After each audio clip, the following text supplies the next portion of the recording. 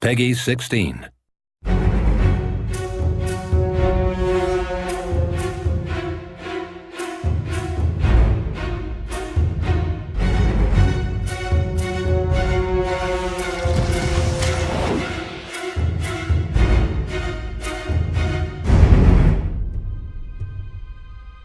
So with Tyranny, we wanted to go with a more stylized view for our characters and environments. It sort of has a nostalgic element. It also has an element of the new as well.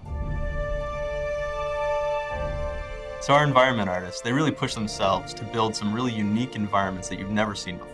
We wanted to create a world where you could see the history and the age in every scene, in every piece of armor. You have to showcase that evil has won. So there's destruction, there's chaos, not happy colors. We wanted to take the environments and still make them a place you really want to explore. It's war-torn and oppressed, but with the art style, we tried to create a little bit of levity with that. It makes it feel like a place where people driven by real human intent and emotions could actually live.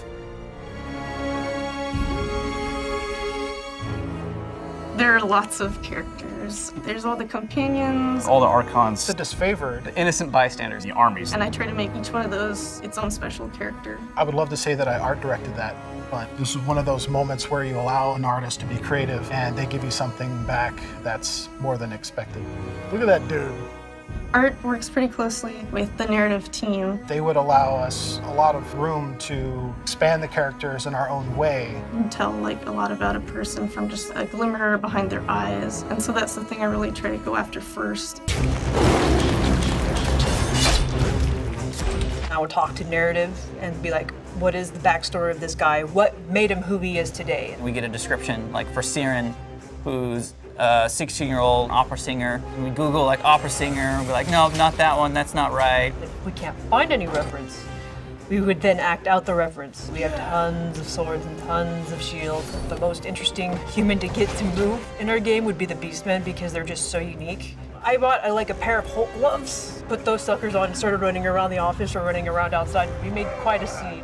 The reason why we didn't use mocap is because it would just look too uncanny for the world that we're in. So for us, because everything was so stylized, we could hit stronger poses and just push reality more than we would through motion capture. I don't want to create generic characters. I want to make these characters feel unique to each other.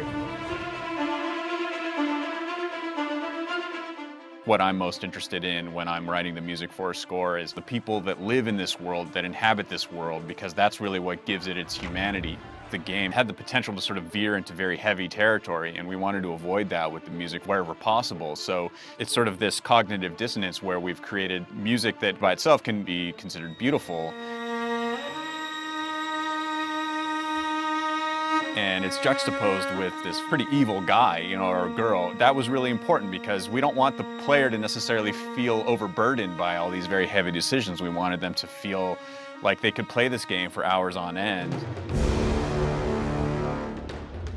When I look at Tyranny, the things that I really love about it, I love the art style. I think it's very different from what we've made before. It's a pretty vast world. We wanted to have a little more fun with shape, with scale. There's a lot of really interesting ingredients in the narrative and in the visual look of the world. So you should feel either at home if you're an evil character, and you should feel kind of out of your place if you're a person fighting for good.